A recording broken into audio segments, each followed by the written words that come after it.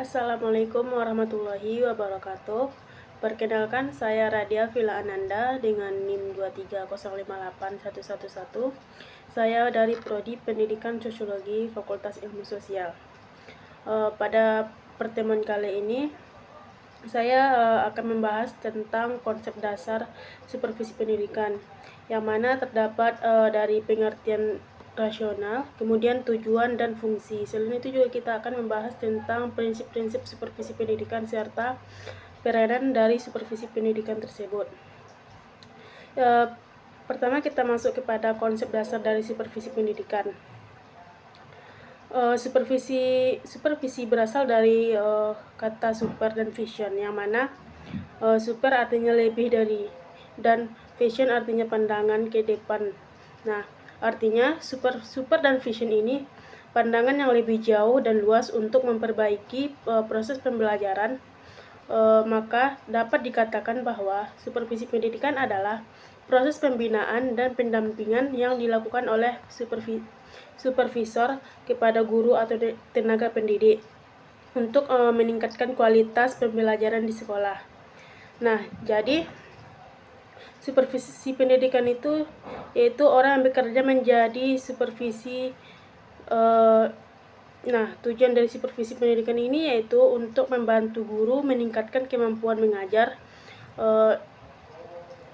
yang mana supervisional akan berperan untuk meningkatkan kemampuan guru dalam mengajar, seperti misalnya ketika guru matematika itu menggunakan model pembelajaran yang sudah lama dan sangat membosankan, maka supervisor bekerja untuk mendampingi atau memberi arahan dan mengajarkan guru untuk menggunakan model-model pembelajaran terbaru agar siswa yang diajarnya ikut antusias untuk mendengar pembelajarannya.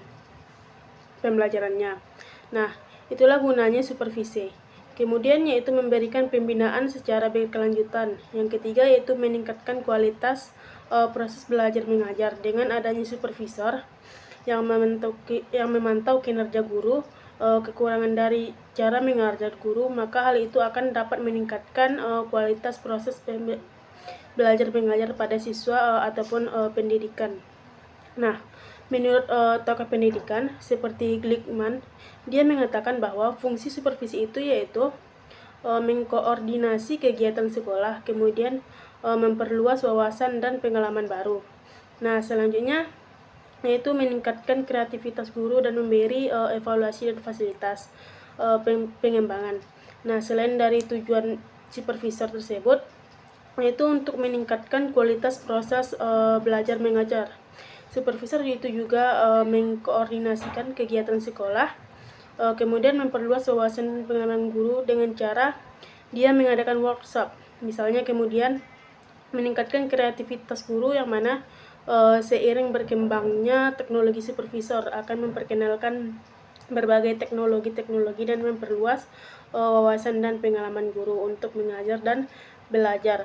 Kemudian yaitu memberi evaluasi dan fasilitas pengembangan supervisor, bukan sekedar mendampingi guru ataupun mengkritik guru, tapi supervisor ini juga memfasilitasi pengembangan untuk guru.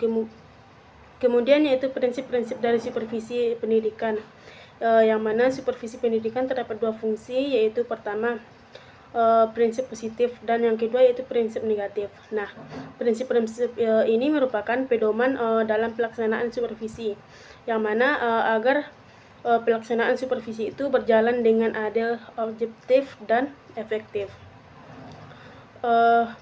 Sekarang kita masuk kepada fungsi yang pertama. Prinsip yang pertama yaitu prinsip positif supervisi pendidikan. Itu memiliki 7 prinsip positif. Yang pertama yaitu ilmiah. Ilmiah maksudnya itu berdasarkan data nyata dan bukti di lapangan. Jadi supervisi itu bukan langsung mengkritik, seperti misalnya supervisor datang ke kelas lalu bilang, oh kamu nggak bisa ngajar kayak begitu. Supervisi tidak berdasarkan kritik seperti itu, tapi supervisi ini berdasarkan data nyata dan bukti di lapangannya.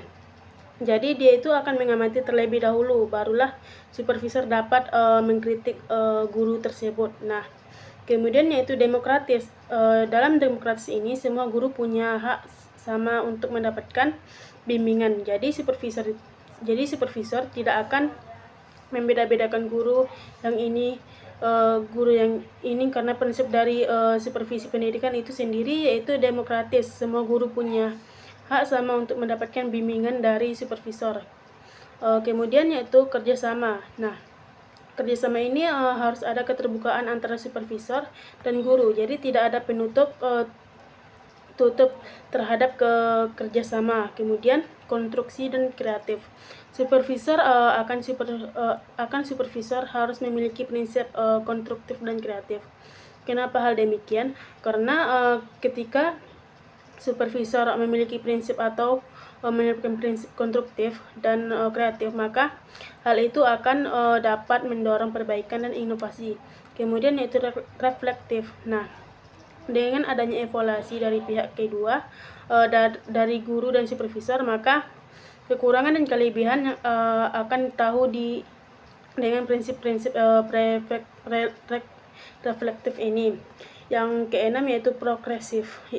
Nah, hal ini dilakukan terhadap peserta berkelanjutan. Jadi supervisor ini akan mendampingi atau akan menjalankan tugasnya secara bertahap serta berkelanjutan.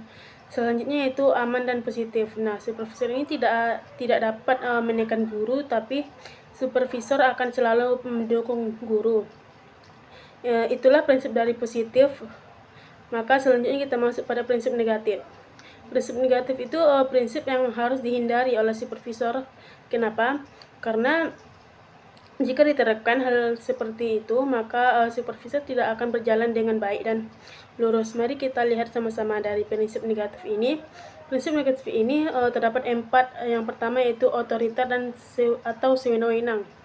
Kemudian mencari kesalahan guru, diskriminasi berdasarkan pangkat atau senioritas, kemudian terburu-buru tanpa proses pembinaan. Nah, jika prinsip negatif ini diterapkan oleh supervisor, maka guru tidak akan dapat pembinaan dengan baik. Guru tidak akan mendapatkan pendampingan dengan baik. Kemudian guru akan mendongkol kepada supervisor. Kenapa? Karena mereka mencari kesalahan dari guru, bukan mendukung guru, tetapi mereka mencari kesalahan guru. Nah, selanjutnya itu kita masuk kepada peranan supervisi pendidikan. Supervisi bukan hanya pengawas, tapi supervisi ini juga pembimbing pemimpin dan pembimbing. Peran utama dari supervisor yaitu koordinator, artinya mengatur semua kegiatan supervisi di sekolah. Kemudian yaitu pemimpin kelompok. Pemimpin kelompok ini menjadi motor penggerak perbaikan. Kemudian konsultan ke supervisor ini dijadikan sebagai tempat bertanya dan mencari solusi. Kemudian evaluator berarti mengevaluasi hasil supervisi dan pembelajaran. Itulah peran utama dari supervisor. Maka dapat dikatakan bahwa supervisor itu bukan hanya pengawas tapi juga pemimpin dan pembimbing. Kemudian apa objek sasaran dari supervisi pendidikan? Maka dapat dilihat bahwa objek atau sasaran dari supervisi pendidikan ini mengacu pada pendapat Olivia. Terdapat ada 3 fokus utama sasaran supervisi pendidikan. Yang pertama itu perbaikan proses mengajar, yang mana pada perbaikan proses mengajar ini supervision ini akan melakukan pembinaan guru dalam mengajar. Kemudian pengembangan kurikulum. Nah, pada pengembangan kurikulum ini supervisor akan membantu guru untuk menerapkan kurikulum. Kemudian pengembangan staf. Pengembangan staf ini dapat meningkatkan kompetensi guru. Nah, dapat disimpulkan bahwa supervisi pendidikan itu adalah proses penting dalam dunia sekolah, yang mana hal ini digunakan untuk meningkatkan kualitas guru, mendorong pembelajaran yang efektif, memastikan mutu pendidikan terjaga. Supervisi pendidikan ini dilakukan secara sistematis, terbuka, dan penuh pembinaan, bukan pengawasan yang menakutkan. Nah, itu yang dapat saya bahas pada kesempatan kali ini. Terlebih dan terkurangnya saya mohon maaf. Saya akhiri, wabillahi taufiq. Wassalamualaikum warahmatullahi wabarakatuh.